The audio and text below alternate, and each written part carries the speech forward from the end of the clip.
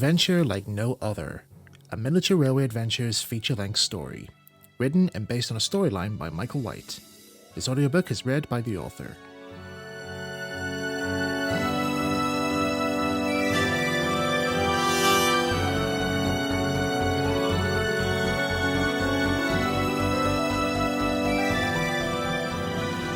Story recap. The Model Engineer Society's Old Folks Concert for their annual steam fair is cancelled upon seeing the discovery of an old machine hidden in a shed outside of the railway. This machine is called the Telepathic Engineered Corridor, or TEC for short, built by Mr. William Thompson, who mysteriously vanished 30 years ago. Corpse restores the TEC and gives a successful but risky demonstration. The Motorcar Society's goons grinding gears have also seen the TEC performing and plan to use it for their own benefits. However, a slight mishap between them and the railway gang sees the group being pulled into the TEC, where they find themselves in another dimension. Another TEC has formed there, but is in a sorry state. However, the welcome party for the railway gang's arrival is not what they expect, as they meet two bad-tempered railway employees called Carl and Pete, and a friendly guard called Harry. Harry takes charge of the group after hearing about how they got there, and is taken them to the railway's terminus at the town of Taman-on-Brine, where they are about to meet the owner of the railway. Chapter 4. The Foretold. The first thing that came to Cars's mind when they entered the room was the smell of vintage paper. He smelled something like it when he used to go through the MES's archives, only this smell was more stronger. The room was dimly lit, but a small fire was made in the corner to which an old man sat in an armchair. "These are the people who I told you about, sir," said Harry from behind them. The man raised his head and looked at the group through shining green eyes. A small grin began to form in his wrinkled old face. "Welcome, my dear friends, welcome." The voice was tired, but reassured them that he was a man who cared deeply for everyone that he encountered. He stretched out a hand to show them some stools that had been placed out for them. "My name is Wilbert Nesbit. Take a seat, please." The group sat in silence as Wilbert looked at them warmly. "Harold tells me that you come from a far-off place. Another world, to be exact." "We understand if you don't believe us," said Corpse, quite embarrassed. "But what he says is the truth, if we have to swear by it." "And the TEC, the Telepathic Engineered Corridor, is it still where it stands by the old tunnel?" Corpse stared as he registered the TEC's full name being mentioned by Wilbert's speech. How did you know what it was called?" he asked slowly. "I never mentioned it." "The man who built it was a friend of mine," Wilbert explained after a pause. "He arrived here in a similar fashion to yourselves, only without the rude encounter with our senior driver, Carl." "You knew William Thompson?" said Cars. "That's amazing. Is he here by any chance? We could really do with his help to get the TEC working again and get us back home." At this, Wilbert's smile became a sorrowful frown. "Unfortunately, after a few days arriving here, his presence was made aware by the officials. Soldiers came and arrested him. Then somehow he managed to escape and made a run for it. They chased him as far as the tunnel, but they managed to gun him down before he could use his machine. We never found out what they did with his body." To this, the gang looked even more worried at each other. What are they to do now? "You mentioned soldiers," said Casey. "Are they dangerous?" "About as dangerous as they can be," Harry stated, and he explained to them the brief history. Nobody knew when it all started, but it came like a plague. The lush, rich countryside of the Aldenham realm vanished in clouds of smoke and waves of fire. Everyone thought the devil himself had risen and had laid waste this peaceful world, and for the majority of it, they were right. Though this could have been the devil's in-laws. Nobody knew where or how they came to be, but they were known to the world as the clan that wouldn't die. They led many battles on horseback, where townsfolk tried to reclaim their world, and each one they survived without so much as a sweat in their brows. Not only that, but legend said that their ancestors had found the power of immortality, and were present with their generations at each and every invasion since the beginning of their rule. They ruled their claimed world with blood-soaked iron hands. The people they conquered either became slaves of their chosen soldiers, taken prisoner, or for their own enjoyment, simply slaughtered on sight.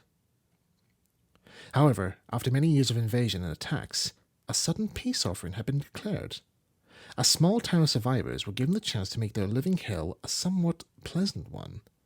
If they established their community in a way that would serve the rulers, then they would allow them and their generations grow, providing that selected offsprings would serve under them whenever they came of age. If they refused, then they would ensure that they would die out sooner than planned. The offer was quickly accepted, and the small town of Teman came to be. Small farms and businesses formed to help keep the people in food and beverage, and with some clan soldiers patrolling the town as its policemen, everyone was kept in order. Any crime that took place within the town was dealt with the prisoners being taken to the fort of Crumgrove. Nobody except the soldiers ever came out of it the same way as they went in. It brought the toughest of men to become as frightened as little children. Even mentioning the fort's name always brought fear to anyone that mentions it. Soon, everything started to modernize. The clan's soldiers had now long since slaughtered their horses in favor of the age of the combustion engine. All around the realm, soldiers patrolled the land on hatchback motorcycles, decked out in punk-like decor. As for the townsfolk, they were given materials to build a little railway that was to serve both theirs and the clan's needs. The line was to run from Teman to a small fishing village in Antwig. But parts of the line were built to serve the army. One line went to serve the fort, while the other went to a factory where all the army's machines were melted down and remade. However, when it came to building the railway, the biggest that the townsfolk could build was a narrow gauge line with rolling stock not big enough for what the soldiers needed. With their own skills with mechanics, the soldiers were soon able to build themselves more powerful bikes or trailers that could carry more than what the railway could. As the centuries went by, the population grew, as well as the army. Every year a squadron would arrive with trailers, and officers would select the chosen townsfolk to serve the clan and their men. They would then be carted back to Fort Crumgrove, where they would spend the rest of their lives as slaves. And it's been like that ever since, Harry finished. How awful for you, said Jane sympathetically. But it'll be tough for you, as they have not seen your lot before, Harry added. Especially since you all arrived the same way as William did. That's why I brought them to see you, sir, he added hopefully to Wilbert. Wilbert looked at him concerned. Oh, you're not still thinking of that foretelling is true, are you? But they arrived here similar to that of William, sir. That makes no difference, Harold. Sorry, I think we might need some context on this, said Carr suspiciously.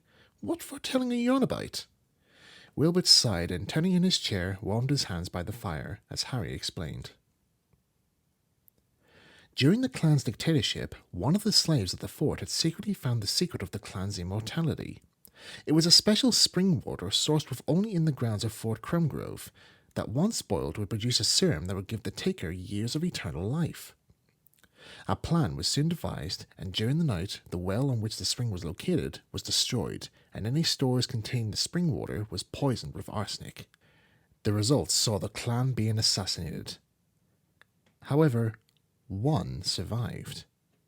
He was known only as Frank, and was considered the worst of them all. His mind was corrupt with hate and destruction, and he ensured his family's murder was avenged. With his own source of eternal youth now gone, Frank soon grew old. For all those centuries his family ruled the land, Frank's appearance was that of a 30-year-old.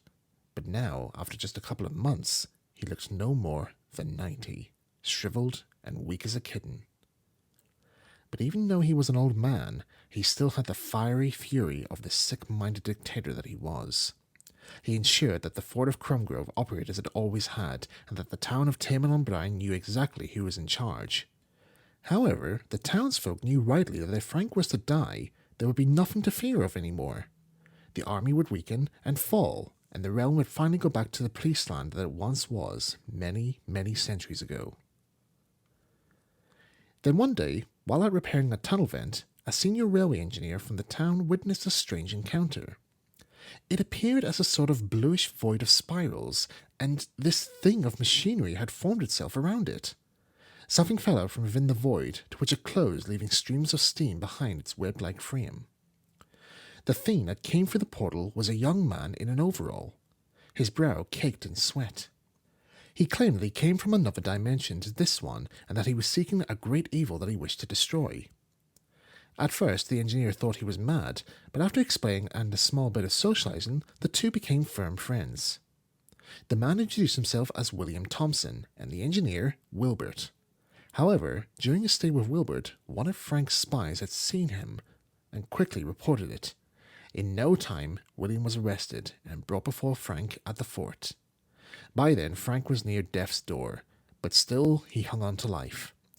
Frank demanded under heavy armed force that William showed him the machine on which he arrived in, and to decipher everything there is to know about it. William reluctantly did so, and with the aid of a group of men, they reached the site where William showed and explained to Frank everything that there was to know about the tech. When it came to explaining the fuel, William tripped on a stone while bringing the tank over for Frank to inspect. The result saw the contents spill all over Frank, which infuriated him to the max. But just as he was about to give the command to execute William on the spot, something happened to Frank which made everyone stare in amazement. His old form was getting younger and younger. It turned out that this water-like fuel that powered this machine was in fact the serum that gave Frank's family eternal youth. Frank instructed that William was to reproduce the fuel, which when used by Frank would ensure his dictatorship of the land was left unaltered. During William's time within the fort, he became friendly with the prisoners and slaves, but it was the foretold that he told them to lift their spirits that had been passed down since then. The downfall of the devil's work will be brought forward by the paths of seven. The betrayal of the two will unite the five till the end, where the bondage will be broken forever. "And what does that mean?" asked Casey. Harry shook his head. "I don't know. Nobody knows. And each time I hear it, it's as silly as the next person telling it," said Wilbert grumpily. He changed his tone as he remembered his manners. He turned back to the five. "May I ask how you happened to come across Williams's machine? Is it still within his old workshop?" "Yes, it was," said Corpse. "I found it when I was coming home from our own little railway. Though, after today's experience, I rather wish I hadn't," he added, looking sorrowful. "Now we're stuck here, unless I can find a way to fix the tech to get us home again." "Yes, it was the same with William," said Wilbert. "He had troubles with building the tech before, and there were times he wished he hadn't made it." "He told you this, then?" asked Cars. "Yes, while he was staying with me and my daughter." "You have a daughter?" asked Jane. To this, Wilbert's sorrowful expression returned, and he turned away. The others turned and gave Jane a look. "She was taken by the soldiers to become a slave at the fort," whispered Harry. "Oh, I'm so sorry," gasped Jane, but Wilbert waved a hand dismissively. "It's all right, dear," he said, composing himself. "I'm all right, but I do pray that she's all right, and no harm would come to her." At this, the others fell silent. Wilbert coughed and stood himself up. His old bones cracked slightly. "Look, I can see that you had quite the experience with one thing or another, and I can tell that you look famished and could do with some nourishment. Harold, show them to our canteen while I arrange somewhere for them to rest." "Thank you, but what about the soldiers?" asked Whitehouse. "Some members of the public have already seen us, and they're bound to report us." "Many within our community are hospitable towards strangers," explained Harry. "They'll not report you. Now follow me, and we'll get you some food."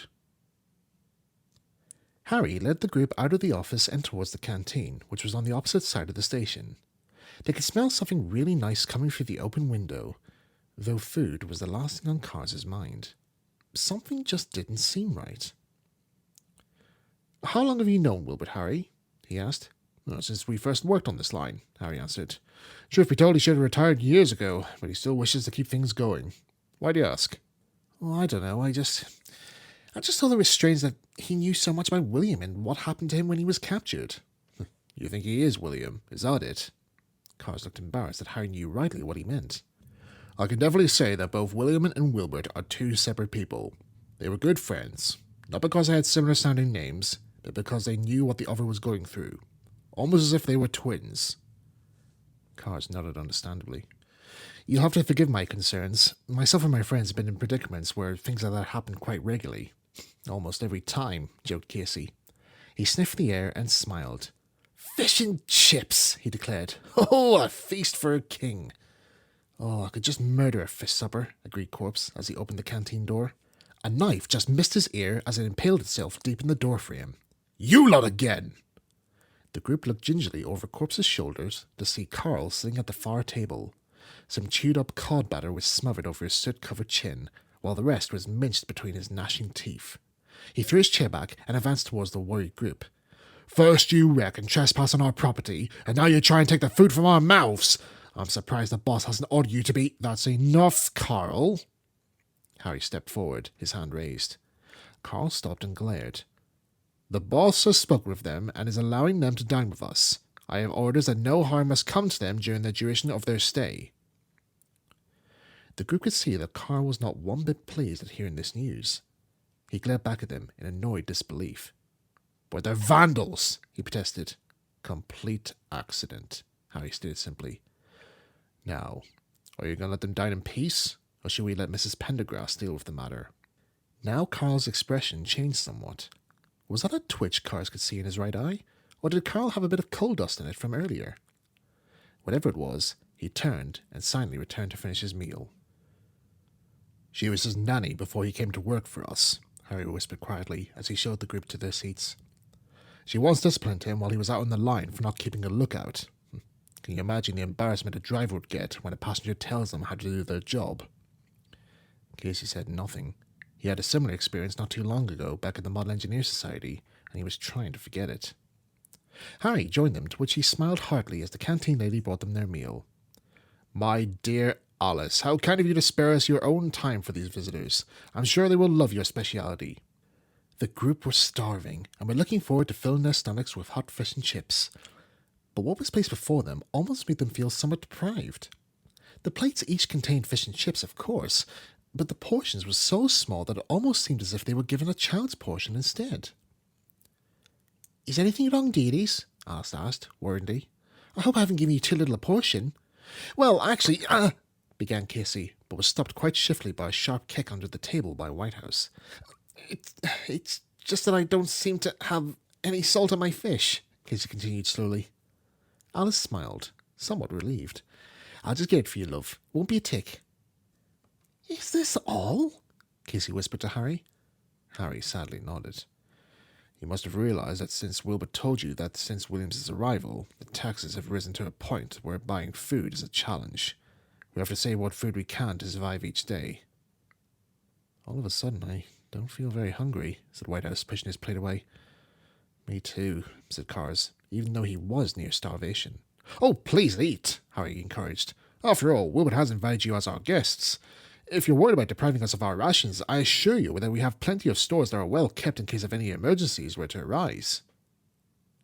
This made the gang feel a little better as they enjoyed their meal, despite its small portion. Miranda carefully opened the door before she tiptoed in with the tray in her hands. The chains, though small in quantities, ensured that their paces were minimal while being secured to each ankle.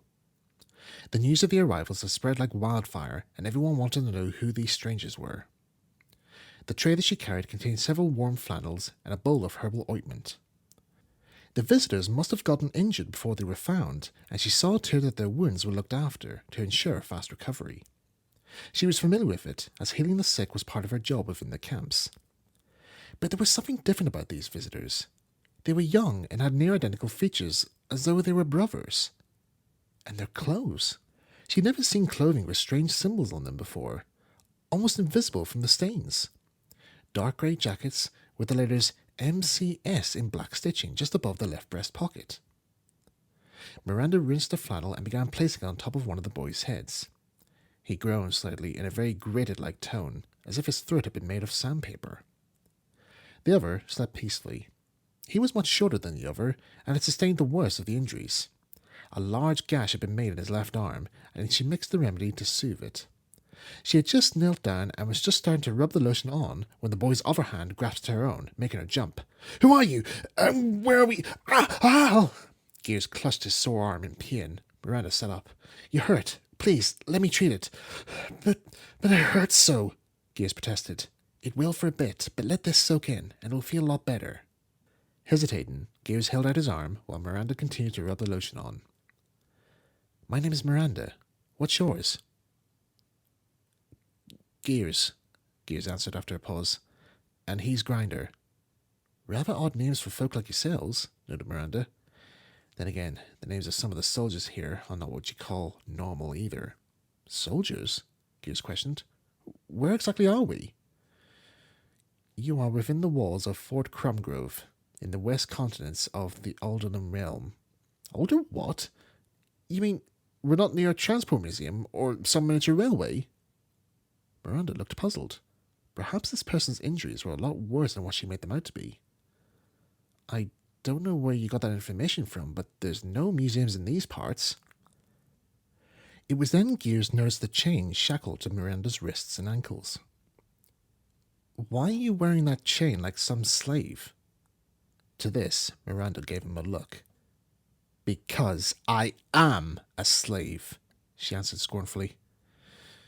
More a prisoner, really, she added, composing herself. A prisoner? We all are here, even yourselves. Gears had wondered why his left leg had been giving him some problems. He pulled the blanket off to find it shackled tightly to the bedstead. Grinder's was also the same, only he was still sound asleep to notice. But why? Gears protested. We've done nothing wrong. Although I think Burden might have something to do with this, as payback for us neglecting our duties. Who is this Bernard you speak of? Asked Miranda. Nothing, Gears said, waving away the matter.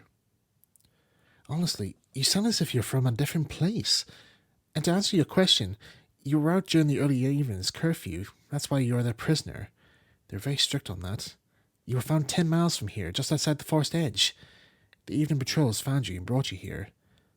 You don't look like the people they come across in those parts. Where are you from? Gears thought carefully. He remembered what had happened before he blacked out. There was screaming, bright lights, and the last thing he saw was his body breaking down to small particles. He registered that Miranda was waiting for his reply. But what could he say? We're from far off, he said. Far away from here. How far? Asked Miranda. I don't know exactly, Gears said simply. Too far for me to register, to be honest. Well, you can't be one of the locals, as they never wear your taste in clothing, joked Miranda. And what's this MCS here? Is that your business or something? Yes, it stands for Motor Car Society. We're young apprentices there, and that man Bernard, whom I mentioned, is our boss. Well, he was our boss. Oh, I'm sorry. Did he die? Die? Oh no, we just left unexpectedly in some hassle with another lot. A group of 5 railway pests. Miranda dropped her tray suddenly. The noise of the shattered bowl woke Grinder, who sprung up in his bed. What's going on? He stammered.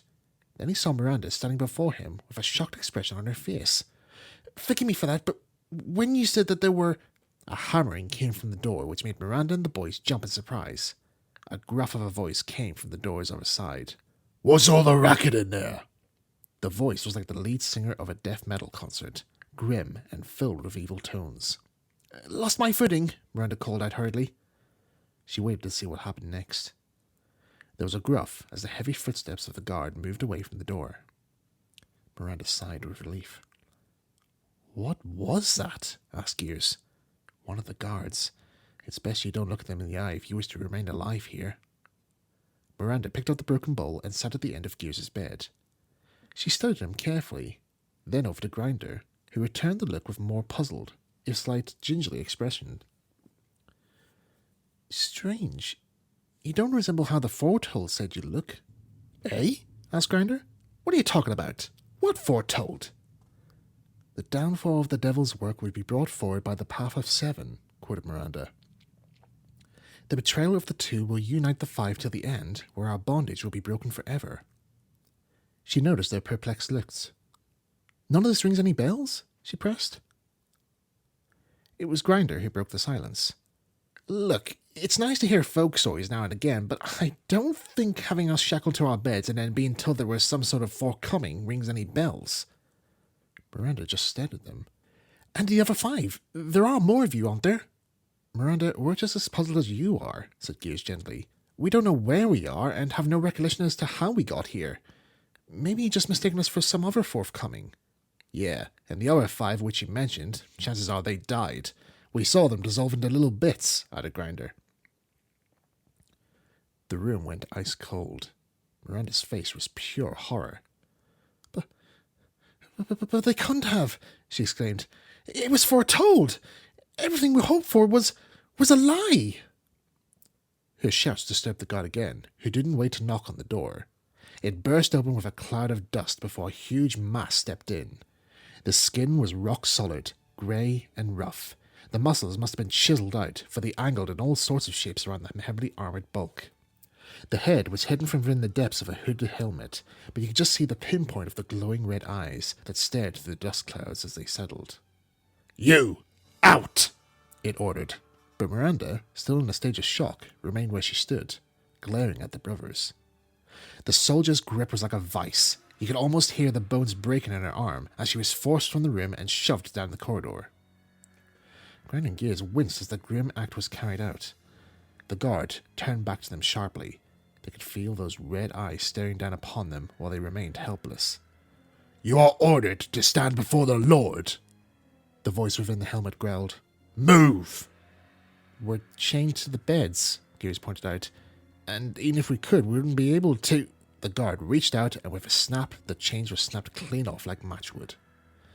Gingerly, the brothers stood up and carefully proceeded out the door and along the corridor. Another guard was waiting outside their room. This one was armed with the strangest of weapons they'd never seen before, but can easily tell from its carefully crafted form and features it wasn't one to be in close range with. The escort took them along the long stone corridors, with doors that led to places where the sounds of machinery and whips could be heard. Along balconies where they could see large courtyards with punks on their bikes racing one another around the site. Then through more corridors with bars holding back skeleton-like creatures hiding in the shadows. Grinder stopped and looked closer to find that these creatures were human beings, weak, bruised and starving while being captive. How could these people become so... He began to worry if maybe he and Gears should have left things as they were when they were back in their own dimension. A hard blow to his shoulder from the guard forced him to continue onwards to where he and Gears found just who was in charge of this place.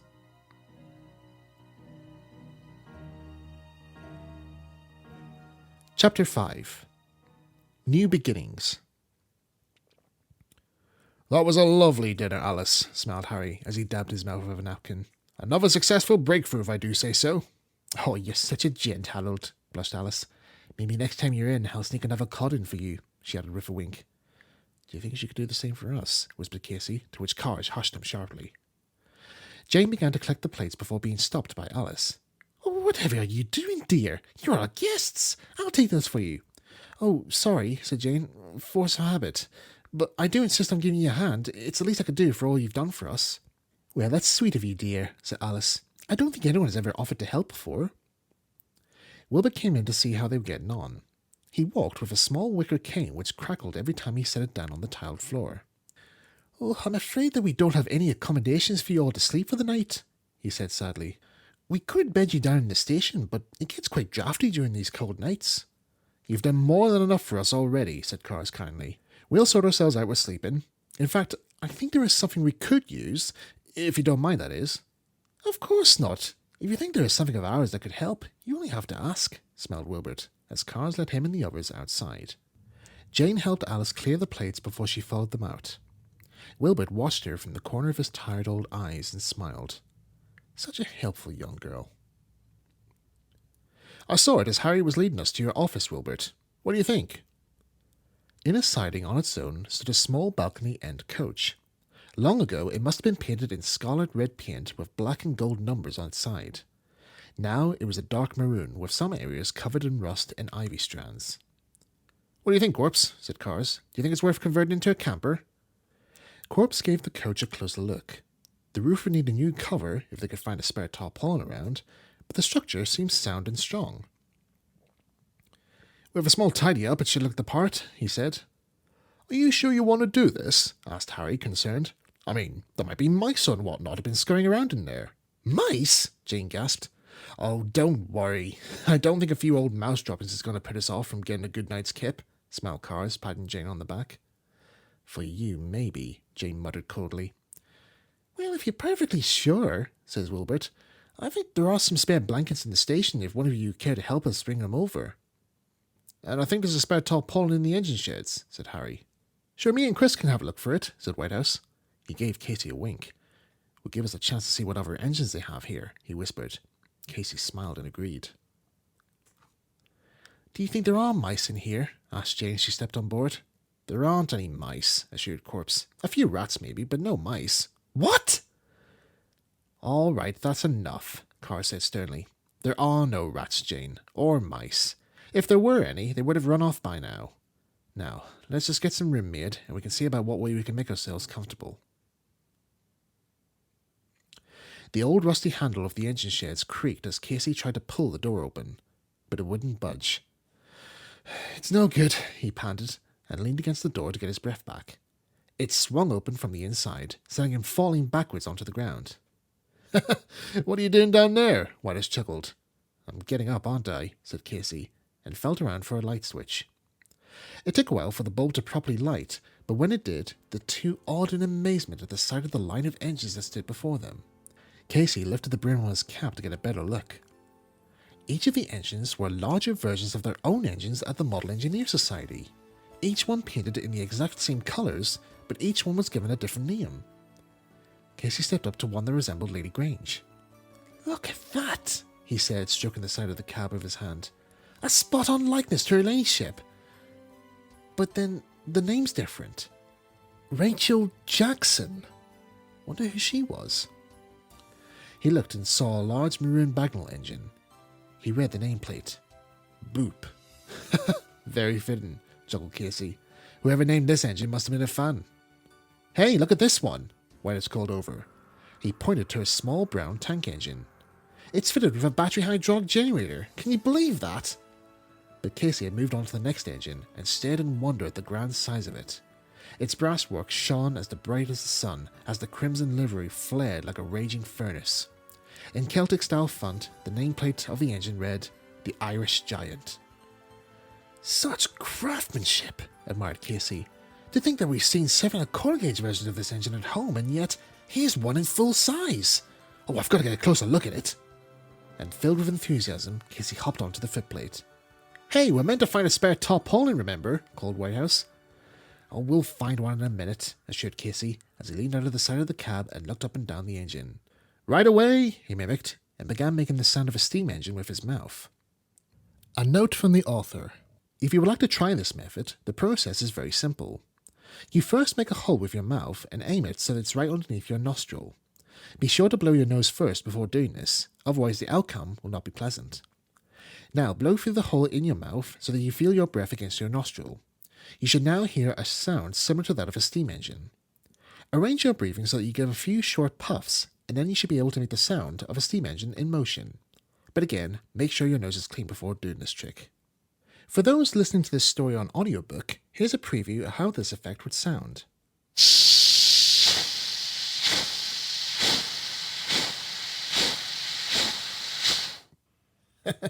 You're enjoying this, aren't you? Whitehouse laughed. Ah, you just wait till you get a steam engine of your own, sighed Casey happily. The feel, the smell, and the motion. It's all there. Out on the open line with the wind whistling through your hair, and the steady beat of the engine keeps going with every wheel turn as it hauls its heavy train of stock. It's like poetry. Really? Oh, yes, yes. Not many people know this, Whitehouse, but sometimes an engine can compose a poem just by moving along. Really? Let's hear one then. Eh? An engine poem, said Whitehouse, folding his arms. Go on, let's hear one. All right, just give me a sec to think of one. Casey thought hard, and remembered one that he sometimes said while firing up Lady Grange. This was how Casey's poem went. I start when the day is dawn, from a shed at the end of the lawn. With a big coal sack on top of his back, I sees my driver coming along. Now, dear engine, I hear him say, what jobs have we got today? A look on the chart and a twist on the dart, and he shovels the old ash away. Not long till he gets the fire lit, driver chops the wood with his hatchet. A shovel full of coal with water on the boil, and we're away with a chuff to the thicket. There the people wait for us, in groups all straight from the bus. A call of tickets, please, and in the coach with a squeeze, and we're off with a chuff without a fuss. Some folk will say, not just every day, that steam engines are just old-fashioned, Pooh-pooh, the Lord would say as he steams on his way round the track that goes past his mansion. And then at last the date comes to an end, and Driver has to go in sadness. But don't worry, I say, because another day you'll return to your miniature railway madness. Bravo, applauded Whitehouse. Thank you, bowed Casey. He straightened his cap and gave the controls of the engine another look. If I'm not mistaken, this one is the whistle, he said, and reached out to pull the cord. A large greasy hand grabbed his wrist and pulled it behind his back sharply. And just what do you think your game is? Barked Carl, glaring angrily at Casey. You have no right to come in here and climb over our engines like some kiddie's climbing frame. Get off! Casey was thrown off the engine onto the shed floor. As he picked himself up, he saw the fireman, Pete, pointing the sharp tip of his shovel at Whitehouse's throat. Causing trouble, no doubt, sneered Pete. What, by looking at some engines? Never liked a smart-ass, Carl growled as he leapt down from the cab. He picked up a crowbar and brandished it meaningfully at Casey, who backed away slowly. Pete looked round his shoulder to see what Carl was going to do. Whitehouse saw his chance. With a kick, he knocked the shovel out of Pete's hands and caught it with his own. Casey, catch! He called, and threw it across. Casey jumped and caught it just before Carl swung the crowbar at him. It bounced off the head of the shovel with a clang. Oh, you little brat! Come here! Using a workbench for protection, Casey dodged several swings and using the head of the shovel prevented some that were aimed for his own. Pete had recovered and was advancing on Whitehouse. Not bad, he commented. I like a challenger who's quick on his feet. I must warn you, Whitehouse informed without thinking. I'm a master of judo. Pete laughed. Really? Well, can judo this? Quickly, he grabbed a monkey wrench and quick as lightning, he threw it at Whitehouse. The wrench knocked against the handrail of a tender as Whitehouse just managed to dodge it. To his misfortune, he was on the edge of an inspection pit, and the floor was oily. Too late, he lost his footing and fell into the pit with a thud. Casey wasn't having much luck either.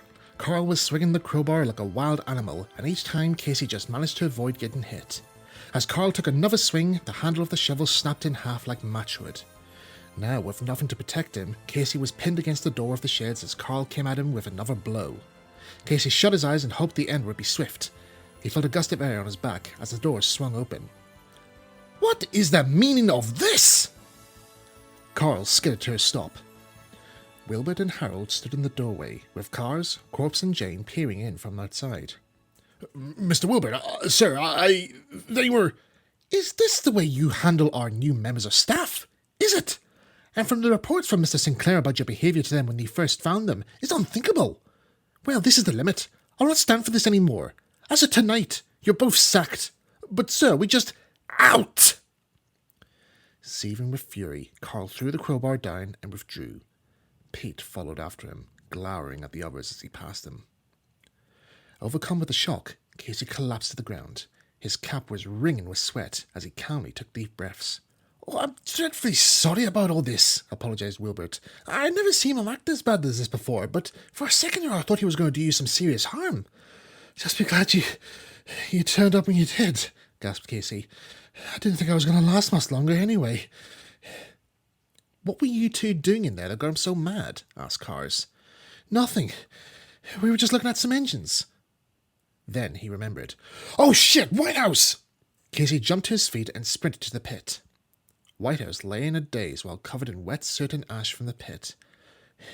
Are you okay? Asked Casey. Whitehouse raised his arm and gave him a weary thumbs up. Perfectly fine, he said wearily. He looked at his muddy clothes. Oh, this just gets better and better for me today, doesn't it? First I get blasted into a different world, then fall for a tunnel shaft and dislocate my leg, and here I am swimming in steam engine excrement. Cool, what a holiday this turned out to be. Is he all right? Asked Harold. He'll live another day, chuckled Casey as he climbed down to help his friend out. But Wilbert had other issues on his mind. What am I going to do now? Carl and Pete were our only engine crew. What are we going to do about the services? Then Cars had a brainwave. I think there is a way we can help you, Wilbert, he said. Uh-oh, sounds like Cars has got another one of his bright ideas, muttered Jane. Corpse just shrugged. Well, at least it won't be as stupid as mine for finding and restoring the tech. Let's not worry about that now, Corpse, said Jane. First things first, let's make sure these two are all right, and then we can get ourselves a much-needed rest. Inside, the guard barked as he shoved the brothers into the room. Grinding Gears looked around them. The room was like a medieval courtroom. Torches burned wildly from the wall edges, which were cracked and crumbling from over the years. The procession of men stood before them, each one wearing similar garments as the guard, but each one had a distinct feature which told them apart from the other. Some had flaming skulls embedded on their tunics, while others had theirs coated in spikes that would stab you from simply looking at them. Some had strong Gothic hairstyles, while some were just plain shaven. But each one had near enough identical features, their eyes shrunken into their sockets, for it seems these people, if that's what you would call them, had never heard of the gift of sleep. They watched as the brothers walked down through the centre of where they stood, till they were barred from going any further. In front of them what seemed like an automated mobile life support system. At first they thought it was vacant, but upon further inspection, the brothers could see that there was something glaring back at them through the wires and tubes. Its skin had aged so much that it was hardly visible, and that all that could be seen were the darkened features of old blood vessels, pumping what little blood there was left in the system around the ancient form. Gears could just make out the humanoid form, and in spite of being the more stern of the two, he found using Grinder as a human shield very comforting. Two yellowed eyes revealed themselves through the mound of decaying tissue and observed the brothers that stood before it. Where a mouth was supposed to be was nothing but a vented grill, sending out gasps and wheezes of what life this creature had left in its system. But just below it, an embedded electrode protruded from its stick-like throat. The voice was grated and sharp, which instantly put fear into the brothers. What business do you have for being within the region after curfew hours? Grinder nudged Gears for him to say something. He stepped forward gingerly, trying to think of something skillful to say. Instead, what came out was, "We were unconscious." So it appears when my men found you. The figure looked up and down the two with some puzzlement. Strange form of clothing, I must say. You wear rags similar to those who service my men's bikes, but not of the same design. I detect a foreign look to you and your monkey's appearance. "Who are you calling a monkey?" snapped Grinder, pushing Gears aside. He marched over to the sitting figure, ready to deck him. Several clicking sounds were heard behind him, and Grinder could tell that from the old man's expression that all the guards had their guns pointed directly at his head. Oh, a feisty monkey at that. Go on. Show us what you are planning on doing. Grinder stayed fixed to the spot, sweating frantically. He looked back at Gears, who signalled to him with his eyes to come back and stand next to him. Slowly, Grinder stepped back till he was standing right next to Gears again. Such a shame, the old man sighed. I was hoping for a last bit of entertainment before. He paused as he looked stern. He looked up again sharply. Where did you find them, Cyril? He said to the guard. The one that brought the brothers from their cells stepped forward. "We found them about 500 meters away from the old railway tunnel, sir. They appear to have sustained injuries since before we found them." I suppose they must have been thrown from one of the trains that the town was running. Though they must have thrown them with a great force to obtain that distance. Who was it that threw you? Maybe we can make them a slave for the workshops. "We weren't thrown from any train," said Gears. He tried to remember what happened. "And you were right about us being foreign. At least, I think that's the case." What is this tribe on which you speak? Answer! Demanded the man. "We got sent here by accident," continued Grinder. "Some stupid teenagers got myself and my brother pulled into some kind of machine with a large ring, and the next moment we find ourselves here." Everyone in the room fell silent. The guards looked at each other puzzled. The old man looked as if he was about to have a heart attack. The yellow in his eyes became more and more ochre as he forced himself to sit up straight. Machine? With a large ring? Grinding Gears felt that he was about to set the guards on him again, but he quickly steadied himself as he turned to the large guard again. Cyril, take 3 of your men to that tunnel where that thing is, and take one of them to prove that it was indeed the contraption they claim to have travelled in. If it is what I think you say it is, you two have become a worthy component in reviving what is about to become extinct. The brothers looked at each other puzzled before Grinder was yanked away and escorted out of the chamber by Cyril and his men. Fret not about your brother, child. He'll be spared any form of punishment if what he identifies is indeed what I hope it is. But if it's not, well, pray that it is, and hope for the best. Gears gulped as he wondered what they'd find when they reached the tunnel. In the meantime, I'm sure you are starving and require nourishment. The old man wheeled his chair over to a bell pull, and Miranda entered the room, the chains on her legs still restricting her from walking properly. Yes, my master? Prepare a small meal for our guest here, as well as one for his brother if he returns with the information. I must, after all, show some form of hospitality to my guests. Miranda looked up, and she and Gears looked into each other's eyes. Miranda's were cold, scared, and showed signs of betrayal. Gears feared what he had done to deserve such a glare from her, but she had turned away and was already making her way to the kitchens. Miranda's always been a favourite slave of mine, the old man said proudly. Never put a foot wrong, and always ensure the deed has met the standards I expect them to. Sorry, he gasped as a sudden thought came to him. Where are my manners? I never gave you the honour of my name. Frank is the name, though everyone calls me, and always has done, Sir or Master. What pet name do they give you? Gears, sir, Gears said after some hesitation. Frank smiled as he repeated the name over and over. Gears. Gears. A worthy name if I ever heard one. And your brother? Grinder. Frank's head fell back as the amazement of it all came over him. Names of purpose, I say. Ones that show one that who possesses them prove worthy to the operator, yes? I suppose so, mused Gears thoughtfully, though he never really considered both him and Grinder to be worthy to Bernard. Mind, they were his main go-to to get things sorted out, even if they were mistreated at times.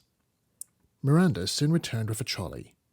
It contained what looked like something that an abattoir had trouble slaughtering, and ended up mixing both it and its offspring together as one thing. Frank ushered Gears over to where a laid table stood. We have some time before my men return with your brother, Gears. Please join me in some nourishment, and tell me all you know about yourself, and also about that machine. Well, it's hard to fully explain about the machine, Gears said, because it's not mine or Grinder's. Indeed, Frank said, taking the leg from the charred animal corpse. Go on. It really belongs to a group of 5 teenagers who basically restored the machine and got pulled in at the same time as me and Grinder. Chances are they could be dead, but if me and Grinder survived, they could have made it through just fine too. Frank suddenly fell into a coughing fit. His twig-like arms grasped his throat as he frantically coughed up a bit of overcooked meat. Are you all right? Asked Gears, concerned. Frank turned and glared at him in the way Bernard would look if Gears was to ask him for a pay rise. There were 5 more of you? He gasped. 5 more? Yes, Gears said slowly. He looked at Miranda, who just closed her eyes as she braced herself for the roar. Take this scum away from my presence and lock him in his cell! Frank yelled. To think that I had in this room one of the... Get out! Before Gears could say another word, he was shackled and dragged away by the guards. He looked back at Miranda, who now looked more scared and concerned as the doors slammed shut.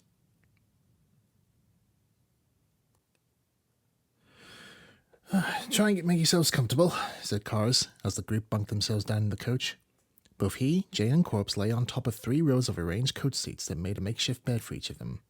Casey and Whitehouse lay on some hay-stuffed coal sacks on the floor. The tarpaulin that Corpse had found draped over the top of the coach to shelter them from the rain, which pattered outside as dark clouds formed over the station yards. It's the best I could do at short notice, he apologized, but the others didn't seem to mind. They had other things on their minds. Cars tried to sound cheerful. Look, I know today has been an experience for us all, but we've just got to see through it the best way we can. I've convinced Wilbert that we can help run his railway and turns for letting us stay here until Corpse can fix the tech. In the morning, Jane will make us a good breakfast, and then we can see about getting this railway in order. I just can't believe that this has happened, though, said Casey sadly. What about all our friends back home? Matt, Stephen, Eddie, and Ellie? They must be worried sick about us. I'm concerned about them too, Chris, said Cars, turning over in his makeshift bed. But I'm pretty sure that they'll be all right. Like I said, we'll just have to make the most of it. Think of it as being in that film, The Great Escape, where they're all in that camp. Not a good choice of words, if I'm honest with you, said Whitehouse, who had seen the film and remembered what happened to most of the characters that escaped. However, cars had already started to nod off. They all lay in silence, trying to find a way to go to sleep. Suddenly, Casey sat up. "Lady Grange!" he exclaimed. Everyone jumped in alarm. "What?" gasped Corpse. "She must still be left outside the workshops where I left her. Oh, I do hope someone puts her back in the sheds where we left." The others groaned as they fell back into their beds. Casey sighed as he too snuggled down and tried to get some sleep. Soon, the sounds of quiet snoring could be heard. Except only 4 in the group were asleep. One lay awake for a bit, contemplating on something that had been bothering them for some time, and at this stage of events that lay before them, had added more to the problem. "I just hope it doesn't continue like this," Jane thought to herself, and pulled the blanket over her head. Gears sat in his cell, worried about what to do now. Though he was more concerned for Grinder. He may be a bit of a stick in the mud, but he was family. But what was it about those railway brats that made Frank so angry? Could it be what Miranda told him? But that was just a folk tale or something. He wasn't a form of forthcoming or whatever they called it. He was just a lad who worked for a black market car dealership. What made him, Grinder, and those others so special? A scratching could be heard from the cell door. A whisper followed. "It's me. Are you all right?" Gears walked over and placed his ear to the door. "Is that you, Miranda? I've salted some food for you to have. I must assume that you were hungry when you sat with Frank." Gears thought back to that gourmet that Frank offered him. "I don't think I could withstand any alien meat, to be honest with you." "But you must eat something. Look, I've managed to get some chicken legs spared for you. Here." Gears looked up to where the door grill was, and he could just make out a chicken leg being poked through. Even though he was weighed down with several heavy chains, he jumped up like a spring rabbit and grabbed the leg before consuming the poultry to the bone within the space of time he had before his feet landed. Man, he was hungry. "You sound as if you needed that," Miranda laughed. "I'm sorry I couldn't spare you any more." She lowered her head again sadly. "I also just wanted to say that I'm sorry for what I said earlier. Even if you aren't what myself and the others thought you were, I still have hopes for you and your brother being spared." "Spared?" The way he spoke to me made it quite clear that I wouldn't be spared. "So as for a last meal," Gear said meekly as he looked at the bare chicken bone in his hand. He nodded in hopes of finding any more traces of meat on it, but it was stripped clean completely. "Are you sure you said that there were 5 more of you when you arrived here?" asked Miranda. Gears sighed as he leaned against the door. "I don't know if they're alive, though, Miranda. And even if they were, they can't help me or Grinder. Back home, we're all rivals of 2 separate businesses and have gotten into many scrapes with each other over the years. And thanks to me and Grinder, we ended up in this place. I doubt because of that, they'll ever be convinced to help us get home. What do you think, Miranda?" "Miranda?" The door burst open, sending Gears tumbling across the room. He looked up to see Cyril the guard looking down at him. "Get up! You're arrested!" he growled. He grabbed hold of Gears' chains and dragged him out along the corridor. Gears tried to stand up, but it was not easy while being dragged across a hard stone cobbled floor. Miranda must have run off to hide when he was approaching the cell, he thought. I wonder where she's gone. Soon Gears found himself being dropped to the floor and unshackled from his chains. He looked up to see Frank looking over at him, with Grinder sitting close by, scoffing himself with the food he avoided earlier. "I must apologize for my attitude towards you earlier," Frank said, smiling warmly at Gears. "Your brother has informed me on the matter that you'll be pleased to know that the machine on which you mentioned is in fact the one I hoped it would be." That's good then?" asked Gears, staggering to his feet. The chains had made him quite weak, and being dragged across the floor hadn't done much good to them. "Indeed, though it is not the machine itself that I was particularly interested in, but a component. If it was brought through here at the same time as yourselves, then you would have done me a massive favor, which would earn you and your brother a great reward. Or in this case, an eternal reward." Frank snapped his fingers, to which a young soldier stepped forward. He looked to be the same age as Grinder, with a blonde mohawk and a mixture of punk and combat clothing. "Skid here was the one who salvaged the component from the wreckage of that machine. Do you know what it is?" "It's some kind of fuel tank," said Grinder. "Correct! But it's what's inside it that matters."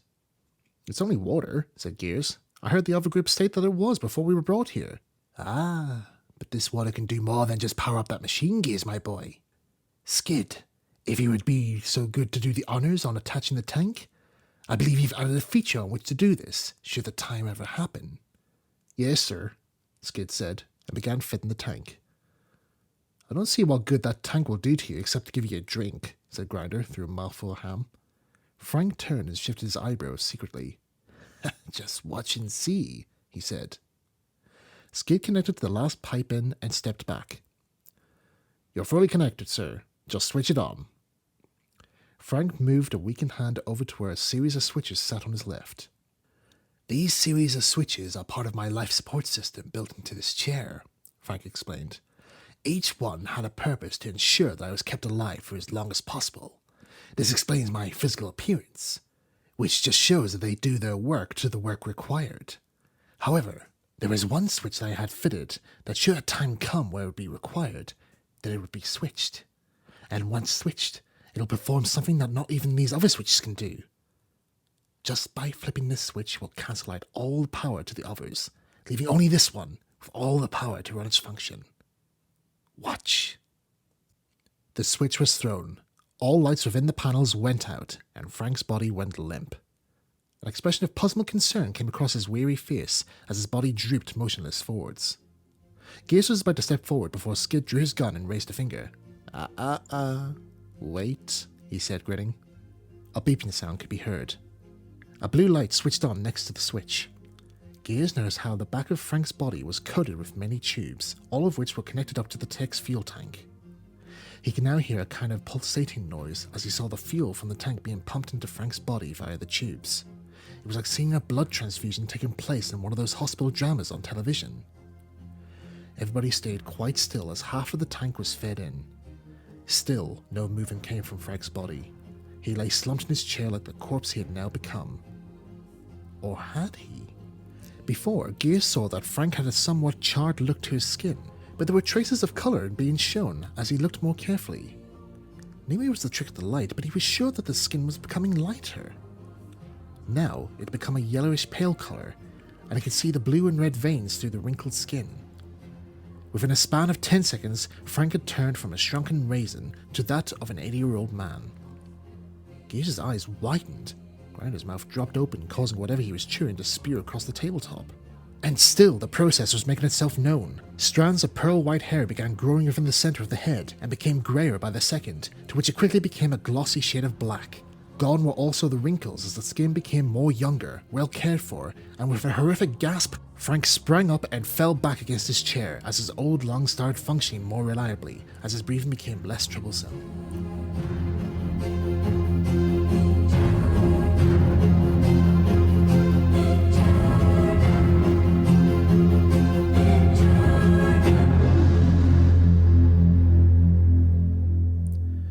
Grinder and Gears looked at Frank's new body. He appeared to be now 25 years old. His hair was combed back gracefully, and a fine pencil-lined moustache could be seen. A goatee was also beneath his pointed chin, which was spiked at the tip. There was something of a familiar appearance to him that the brothers couldn't quite picture. Once breathing became more steady, Frank slowly sat up and looked at his hands. They were young hands. He felt his face. He once knew that face, but it had disappeared a long time ago. But what was this on his neck? Frank ripped the voice box free, causing blood to spray across the floor, but within a second that wound was healed before he could speak. "I'm me again," he said. His voice was powerful, strong, at the same time, frightening. He tried standing up. Like Gears was, he staggered slightly, but he soon became used to the feeling as his strands became more smoother as he paced back and forth across the floor. "You don't know how much I've missed this," Frank said as he turned to Grinder and Gears. "And it's because of you that this was possible.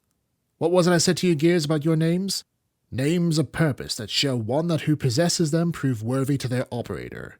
For you see, this water, as you claimed it to be, is what my family here have been living off all these centuries to ensure we remain in power over this realm. However," he said, as he inspected the tank carefully, "this dose won't last long, and I must continue with my reign. Skid, Take this to the labs and have it analysed for reproducing. We need to make sure that more of this is made before it's too late. And if it's too late, ventured Grinder. Frank took a wafer biscuit from the table. I've just managed to survive this long without any of this serum, but if I were to run out of this again, then... He closed his hand over the cracker and rubbed vigorously. The crumbs became powder form and drifted into the atmosphere. Grinder gulped. So you see why I was so anxious when Gears told me about how you two travelled here. But now that you've helped save me, I am most grateful. So how may I show my thanks? Grinder and Gears looked at each other. What could they want? But then a thought came back to them.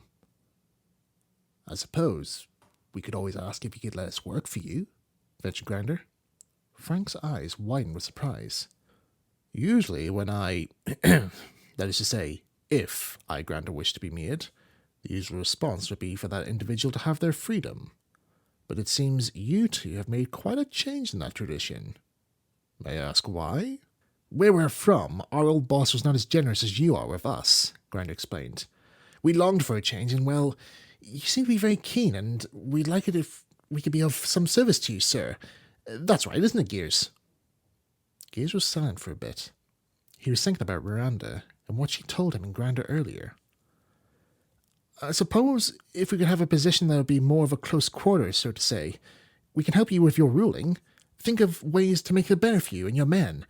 That is, if you agree, sir, he added hastily. He noticed the guards were eyeing him and Grinder suspiciously. Frank looked at them carefully. He raised an eyebrow as he looked at each one with the odd, being heard. Then finally, he made a decision.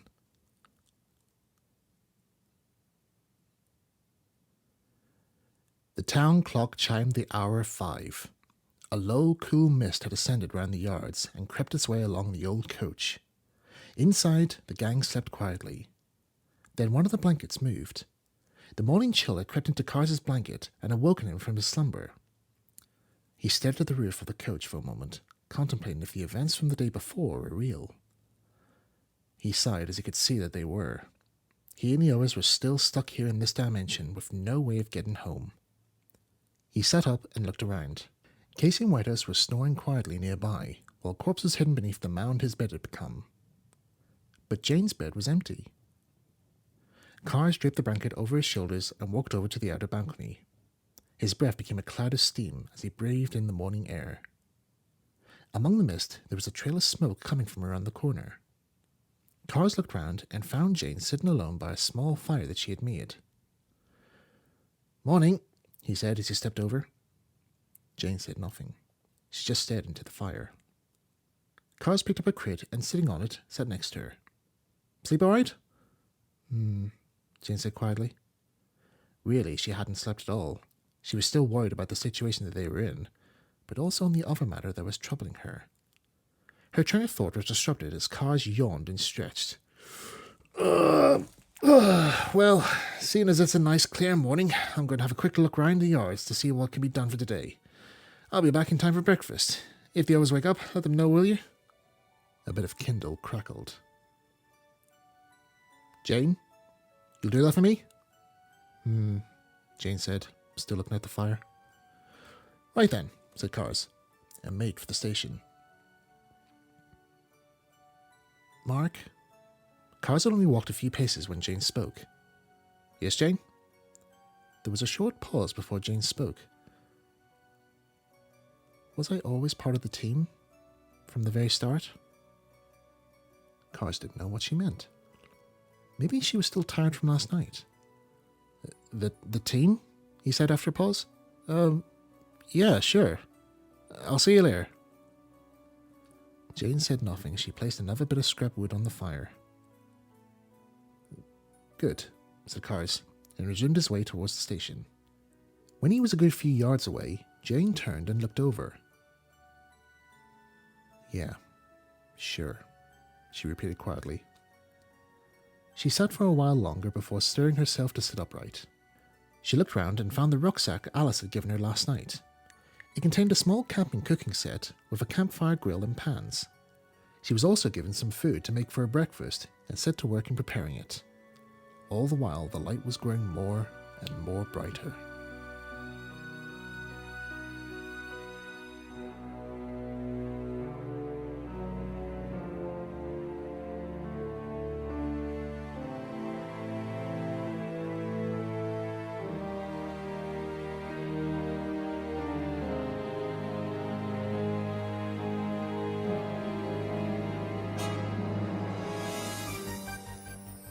Those were chapters 4 and 5 of The Adventure Like No Other.